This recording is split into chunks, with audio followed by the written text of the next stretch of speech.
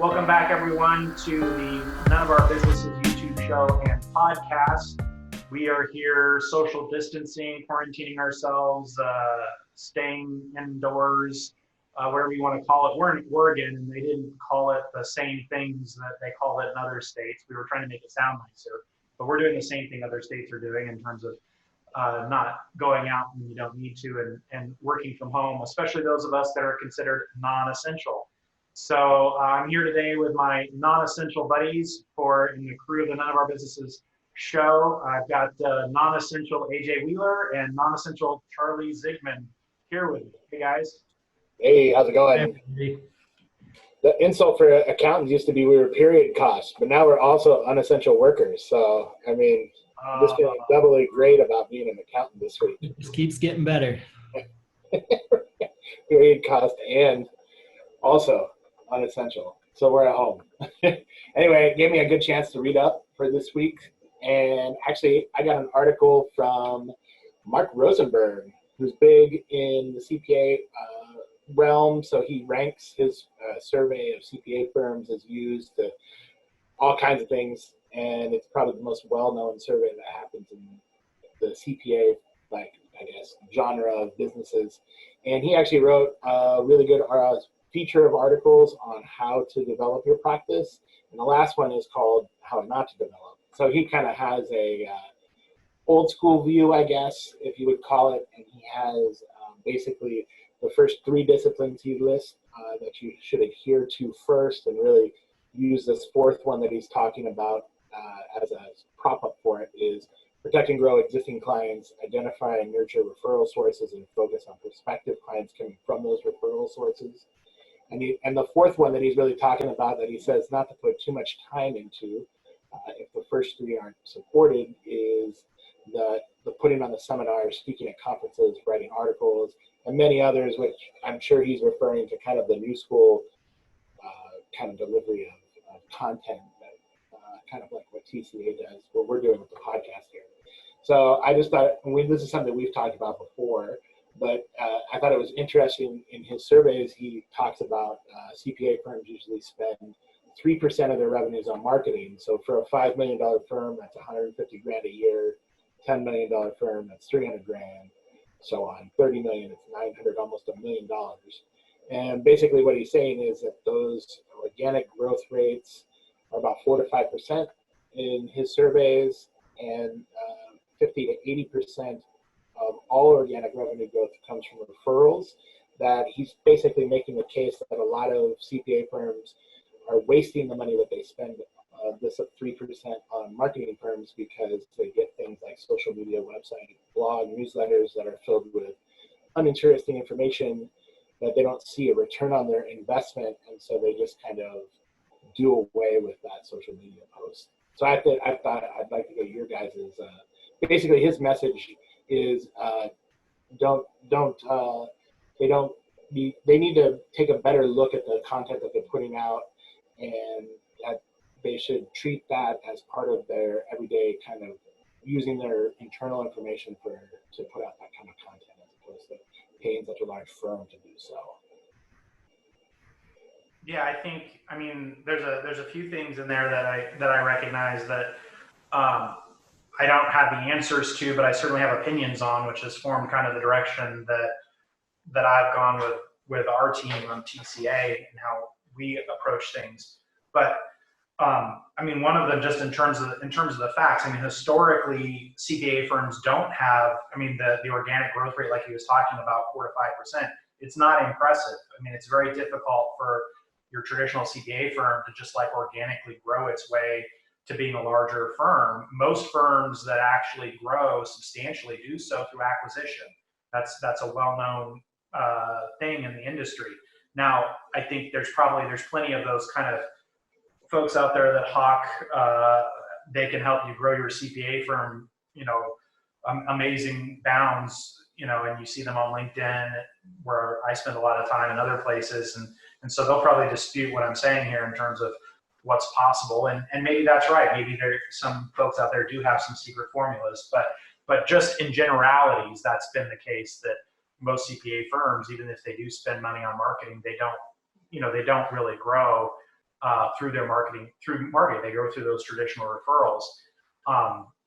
So just the data point rings true to me in terms of what he's saying there. And then the other piece that is, when he talks about putting out uninteresting content, that kind of hits home, because I think sometimes I'm the purveyor of lots of uninteresting content in a lot of ways. But I think my take on it has been, which I think a lot of firms got duped into by kind of the general marketing idea of, oh, all you need to do is get attention. You don't actually have to create the content yourself.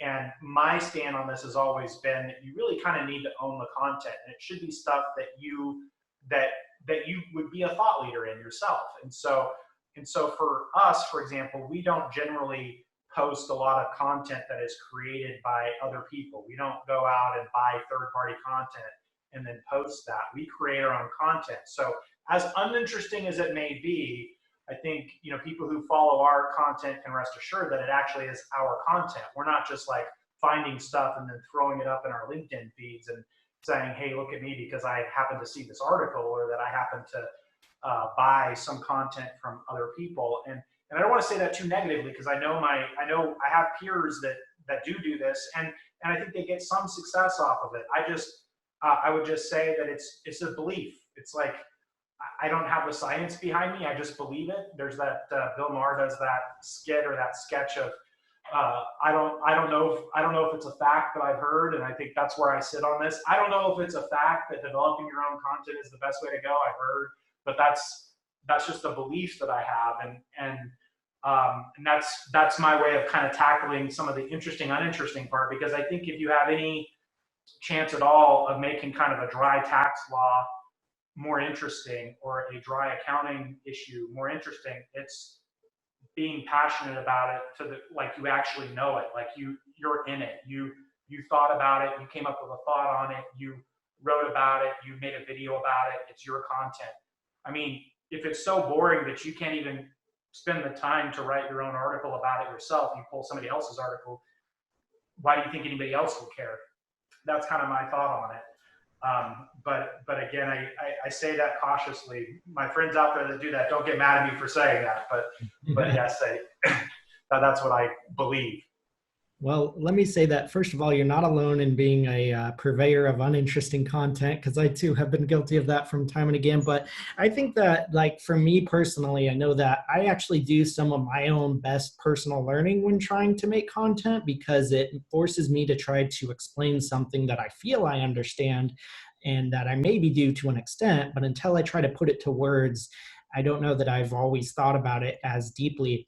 And there was a saying that an accounting professor I used to have would always say, which is that you don't fully understand something until you can explain it to the man on the bus. And so it's like this idea that, like, until you can really say something simply enough that somebody who isn't interested in it could understand it, then that's your metric. And so I think that that's been true for me a lot, of just like, yeah, I put out videos that I don't know people, want to watch, but in doing it, it causes me to think about things that otherwise I just kind of breeze over.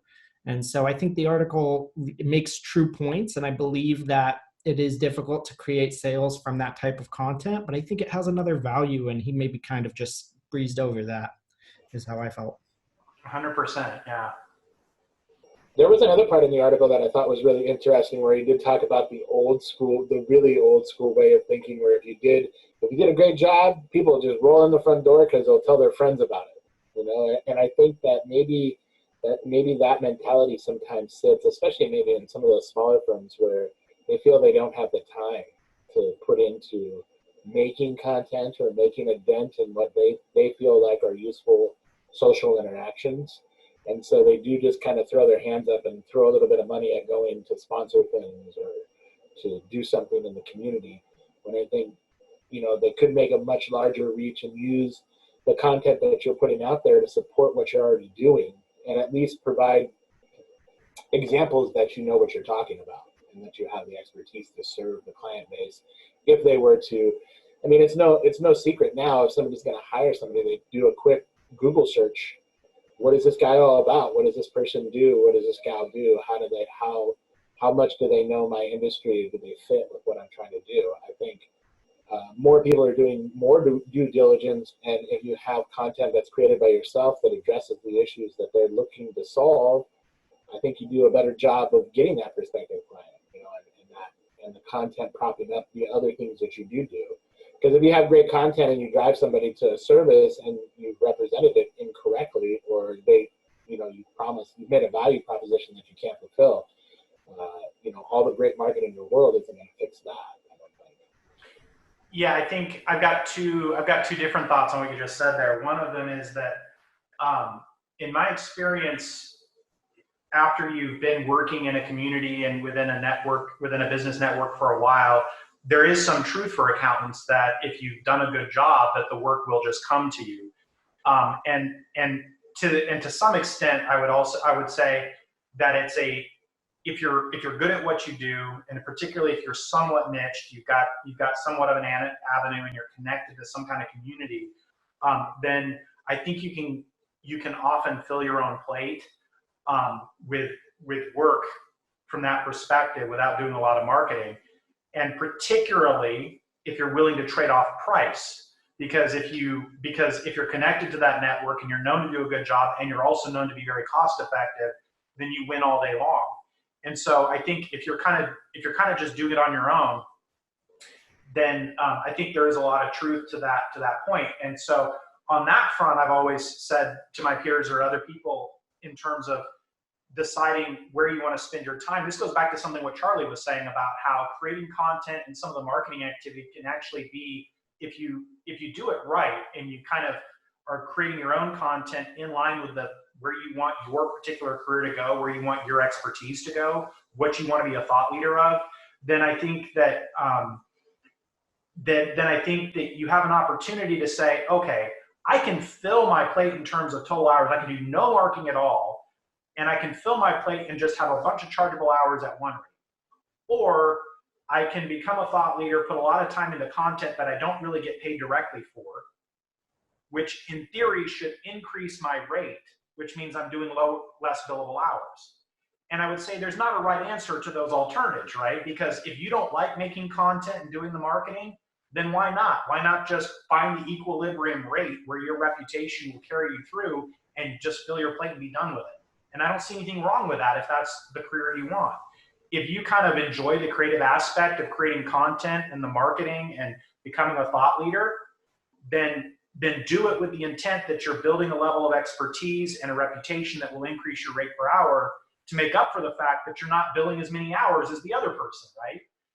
And so I think if you're kind of doing this on your own, you have those broad alternatives. That's the way I've always seen it. And people watch me on LinkedIn, they know which way I've gone with this, that I've decided to invest a lot of time in content, to do less chargeable hours, to do more content, to get a higher rate per hour, because I enjoy the content. I enjoy the show, so to speak, of doing that. And I enjoy the research and the learning that goes behind it as well. And so to make that pay off, I've also got to get a higher rate for my billable hours. So it works out that way. So that's one thought. But I would give a totally different thought on this. When I say that if you're on your own and you're an experienced accountant, you can kind of fill your plate with just a good reputation and finding your equilibrium price. I think that's true when you're mostly on your own. I think it's really hard to scale a firm where you're actually selling other team members in your firm and trying to build a portfolio for other people on your team. I think at that point, it's hard to scale that. So I think that if it's just all about you, that works. But if it's really that you're trying to build a bigger firm with more team members and you've got to build a bigger client base than just you alone can handle, then just relying purely on just your personal reputation is a hard way to go.